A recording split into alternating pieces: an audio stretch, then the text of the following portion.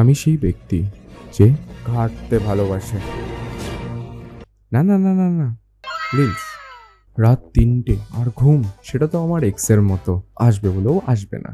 5 minute বলেছিলাম ফোনটা use করব, কিন্তু 1 ঘন্টা আগে শুরু হয়ে গেল রাতের ওভার থিঙ্কিং।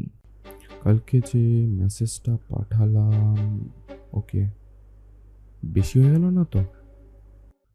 না না, ঠিকই তো ছিল। তার বেশি ভাবছি।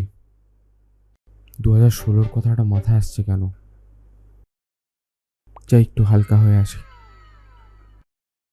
ও আমার থেকে বেশি স্টেবল লাইফ লিড করছে।